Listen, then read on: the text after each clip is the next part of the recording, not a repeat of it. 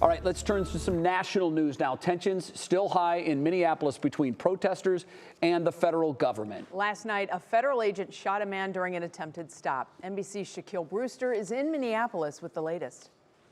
Hi there. Well, the situation here in Minneapolis is increasingly tense, and conversations that I've been having with folks here, there's a fear that it's only going to get worse, that there's going to be more arrests during this increased immigration enforcement and more clashes as people come out and show that they don't like what they're seeing on the ground, similar to what we saw yesterday when you had a completely residential neighborhood just overtaken by tear gas, flashbangs, pepper spray after another shooting involving a federal agent.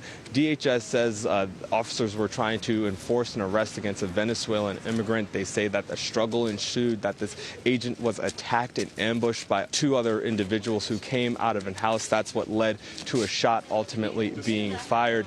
That situation is now being investigated. We know not just by ICE, but also by state agencies that we saw at the scene going through and poring over evidence in that area. We know President Trump this morning referenced the increase in violence that we're seeing, saying and threatening that he may invoke the Insurrection Act that he says would allow him to bring federal troops here to stop the protests and, in his words, protect ICE agents. And we know Minnesota's governor on social media today making a direct appeal to the president, asking him to turn down the temperature, and also talking to Minnesota residents, saying that now is not the time to fan the flames that we've been seeing. So really tense moments that we have here in Minneapolis, concerned that we are just another incident away from another flare-up, all more than a week after Renee Good was killed by an ICE officer right here in this location. Back to you.